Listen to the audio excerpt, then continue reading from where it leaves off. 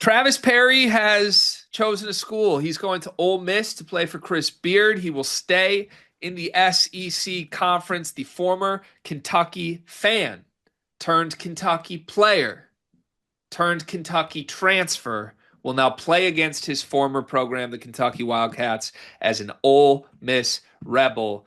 Your thoughts? I think that, like I said, I think that Chris Beard has a type. I think Chris Beard has a type, but I also think that Chris Beard, I think, recognizes that Perry is a guy that can be a prolific shooter, maybe a little bit undersized. Also, to your point, maybe he views him more of a point guard as a point guard than maybe other people do in the country. And at a spot that I think that, Ole Miss could use him with basically their whole team last year left. Guys like Sean Padula are not in the fold anymore. There is a world and a role for Travis Perry with Ole Miss this season. So, roughly 24 hours before this commitment broke, Tipton, I believe, was the first on this that I saw. Reports came out that there were crystal balls in for Travis Perry to commit to Vanderbilt. So, whatever the outcome was, it seemed like he was going to stay in the SEC regardless. But Vanderbilt thought they were getting Travis Perry, and then at the last second, Chris Beard pulled the rug out from under them. Uh, would you have liked Vanderbilt as a fit for Travis more than Ole Miss? My initial reaction is actually no. Because I think Chris Beard like really believes in Travis Perry.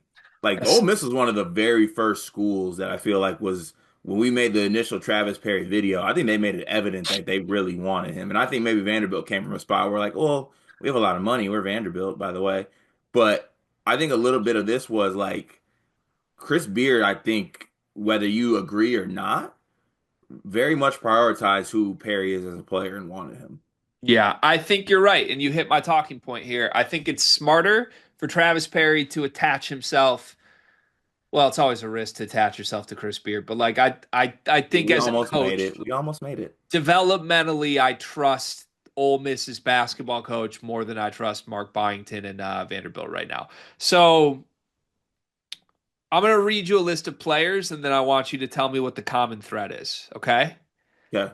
This video is brought to you by Underdog Fantasy. We have a special offer for you. Promo code SLEEPERS. If you're a first-time depositor, they will give you a bonus up to $1,000 that matches 50% of your first deposit, plus a free pick. And tonight's free pick is focused on none other than Steph Curry. Card, I got a question for you. How many points does Steph Curry average? Ooh, I'm gonna go ahead and say 29. I don't have it in front of me, but that sounds about right. Certainly more than zero, I assume. Of course. Well, tonight's free pick, Steph Curry to score 1 point, higher than zero point 0.5 points. It's as much of a guarantee as you can possibly get. Underdog Fantasy, deposit as a first-time user, put in promo code SLEEPERS. Make sure you get that deposit match bonus up to $1,000 and the Steph Curry free pick. Back to the video. And I'm going to warn you as I read them. This is the entire projected Ole Miss roster per Jim Root's roster sheet for next year. Corin Johnson, Eduardo Klafke, AJ Storr, Corey Chest, Malik Dia, Travis Perry, Augusto Cascia, and then there's 3 incoming freshmen that don't qualify for what I'm trying to do here. 7 players that played college basketball last year will be at Ole Miss next season. They're the 7 I just named. What do they all have in common? Ooh, what do they all have in common? None of them shot above 32% from three last season. Incorrect. Eduardo Klafke, respect on his name, please. 48% from 3. Ole Miss doesn't have a player on the roster that played more than 20 minutes a game last season. Ah, Now, AJ Storr has played 30 minutes a game before. We know he can. But man, after a year where Chris Beard built a team that was like 6 deep with 23-year-old seniors that all had played humongous minutes, he's going pretty unproven here. hmm Like you look at the backcourt specifically, Corin Johnson played 19 minutes a game, averaged 3 and 3 at Louisville. Is Travis Perry going to start over him? Are they playing together? I don't know. I don't even know which one's good and which one's not, if any of them are good or not. Like, is that a situation you think bodes well for Travis Perry's emergence? Or because I kind of could see the argument more of like almost Padula like, right? Like Perry would thrive if he was on a team full of other guys that are kind of established. Whereas I don't think anybody's established on this team at Ole Miss. Maybe Malik Dia, but even he didn't really play a ton last year. Yeah, I don't I do think it's a little bit of a different approach, which to me, my initial thought is why the different approach? I thought Ole Miss had a really good year. So Right. like I don't know. I thought that Chris Beard did a good job of kind of honing in on old with talent guys, and it worked out pretty well. It now seems like he's turning more towards like you said, like I kind of taking a chance on guys. Not taking a chance, but like seeing believing what guys are, but like it's a little bit more youthful and hope than kind of proven.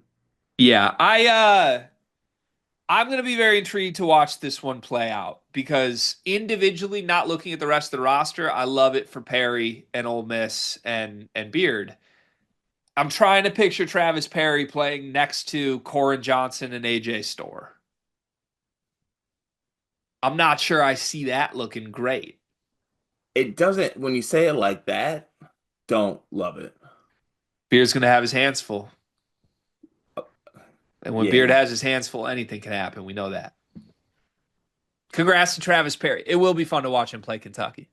What's he gonna do next year, by the way? Like Quickly. numbers wise, Yeah. hot take.